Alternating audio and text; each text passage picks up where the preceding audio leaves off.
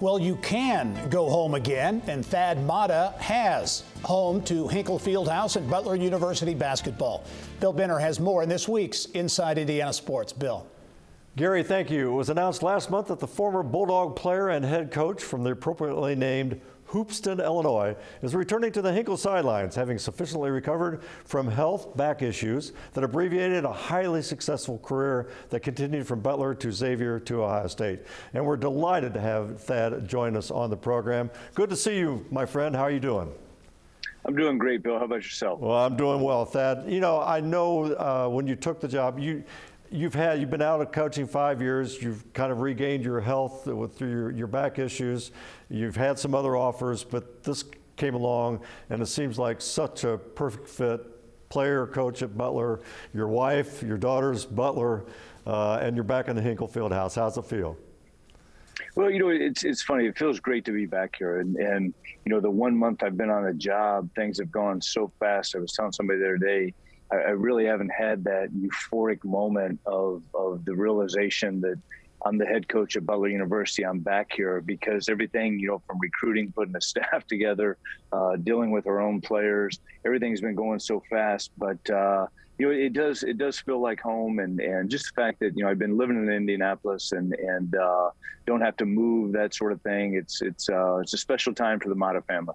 Well, and living in Indianapolis and not living just anywhere, you're neighbors with athletic director Barry Collier. You're your former coach. You're an assistant under Barry. Right. And again, I get the feeling you had some other offers, but Butler was, again, the perfect fit and maybe the only fit to get you back on the sidelines? Yeah, you know, it's funny, Bill. There's something about this place, and I don't know what it is. I can't put it in words, but yeah, I love what Butler University stands for. I know without me having Butler in my life, I wouldn't be where I am today. I like the fact of what it does for our student athletes, and when they leave here, you know, they're good young men. They're ready to go into the world. And you know, this place is not a factory where, you know, we just run guys through here and try to win as many games as we can. Obviously, we're trying to win as many games as we can. But by the same token, we're trying to develop young men. I love that about Butler.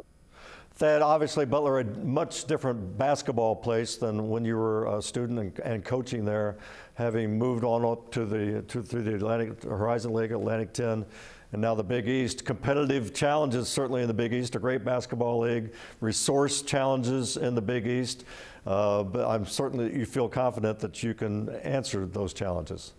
Yeah, I mean, it's as you remember back in the day when I was playing here and even coaching here, it is a completely different situation this time around. And you know, it's funny because when I moved back here, I'd come to Butler games and you know, I knew the Big East was a good conference. I had no idea how good it actually is.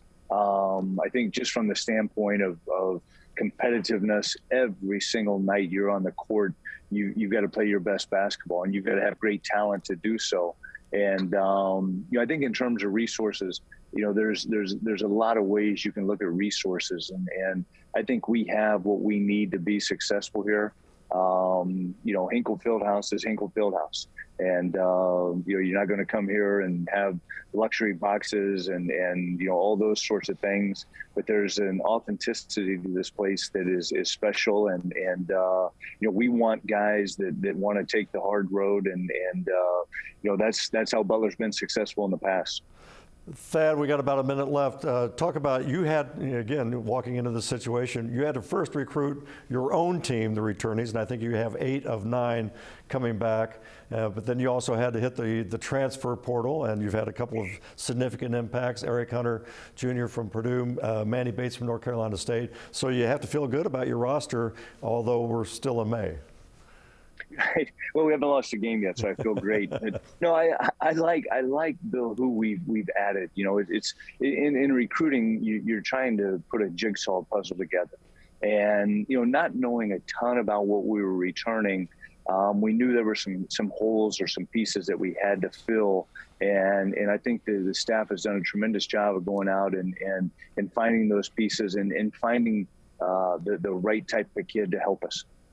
Well, Thad, we certainly appreciate you coming on the show. We wish you the best as the summer unfolds, and we look forward to the fall and the start of hoops for the guy from Hoopeston. You're back in the doghouse. Thad, best of wishes. Best of luck.